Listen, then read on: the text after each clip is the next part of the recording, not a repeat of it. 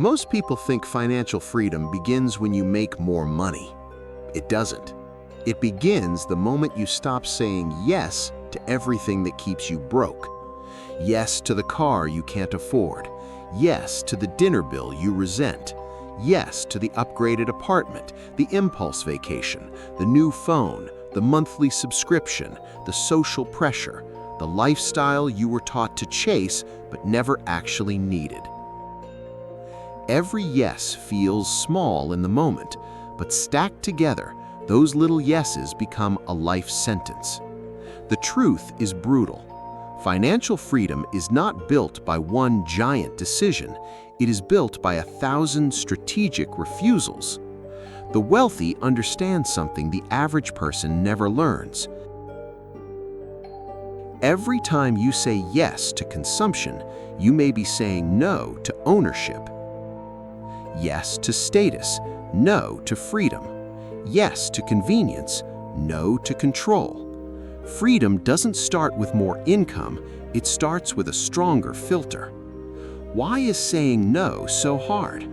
Because we've been conditioned to treat no like deprivation. No feels awkward. No feels like missing out. No feels like falling behind. But in personal finance, no is not deprivation. It is self-respect in action. When most people say yes, they're not buying the thing, they're buying the feeling attached to the thing. The watch is not a watch, it's validation. The luxury car is not transportation, it's identity. The expensive night out is not dinner, it's belonging. That's why people destroy their future for things they don't even enjoy for more than 2 weeks. And that's the trap.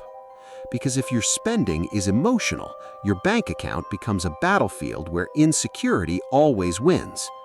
The wealthy aren't just better at making money, they are better at not leaking energy into things that don't matter.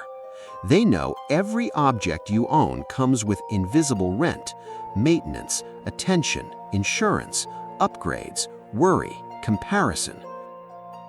No protects all of it. Your capital, your attention, your options. And in a world designed to make you consume on impulse, the ability to say no is a financial superpower. Anyone can say yes with a credit card. It takes vision to say no with conviction. Let's talk about the math. To a consumer, saying no means giving something up. To an investor, saying no means buying something invisible: time, flexibility, peace, equity, and future cash flow. That $700 car payment, that's not just a car payment, it's reduced freedom every single month. That luxury apartment you lease to impress people you barely know, that's not rent, that's your risk tolerance being quietly assassinated. That weekly habit of overspending because you work hard and deserve it, that's not self-care, that's capital leaving the battlefield before it ever had a chance to multiply. Every dollar has a job. You can send it out to perform for strangers or recruit it to work for you. That's why financial freedom starts with saying no, because the gap between what you earn and what you keep, that gap is where freedom lives. Not in your salary, not in your job title, not in how expensive your life looks online. Freedom is built in the space between income and impulse. And the people who become financially free are often not the loudest earners, they are the quietest decliners. They say no to lifestyle inflation, bad debt, ego purchases, time-wasting obligations, and fake emergencies disguised as opportunities. A person making $80,000 and keeping $25,000 a year can build a future.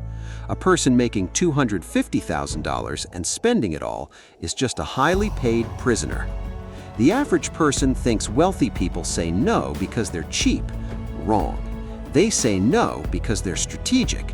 They say no to anything that creates fixed costs without increasing freedom. They say no to purchases that raise their monthly burn rate. They say no to needing applause to feel successful. They say no to the kind of lifestyle that forces them to keep running. because once your life gets too expensive, you lose the power to think clearly. Now you can't leave the job you hate. You can't invest aggressively during downturns. You can't take a calculated risk. You can't buy time. You can't breathe. That's why no is not a restriction, it's a weapon. Real wealth is quiet because it is protected by boundaries. The person who says no to the flashy car may be saying yes to owning assets. The person who says no to the expensive apartment may be saying yes to a business. The person who says no to every trend may be saying yes to retiring early. That is what most people miss. When you say no to what is temporary, you create room for what is permanent. The poor say yes to feel rich now. The disciplined say no to become free later. So here's the challenge. For the next 7 days, do a no audit. Before every non-essential purchase, every invitation, every upgrade, every emotional expense, pause and ask, what am I really saying yes to, and what am I saying no to in the future? If it costs peace, flexibility, ownership, or momentum, it may be too expensive. Start small. Say no to one impulse buy, no to one vanity upgrade, no to one expense you only keep because of social pressure, no to one subscription draining money from your life unnoticed. Then redirect that money towards something that actually builds freedom: cash reserves, debt payoff, investing, skills, business, ownership. Because the goal is not to have a life that looks expensive. The goal is to have a life that feels free. In a world addicted to yes, no is how you take your power back. No is how you protect your future self. No is how you stop financing a life that traps you. And no is how financial freedom begins. If this changed the way you look at your spending, hit that subscribe button. Comment below with one thing you need to start saying no to this month. Because around here, we're not building lives that look rich for strangers. We're building lives we actually own. I'll see you in the next one.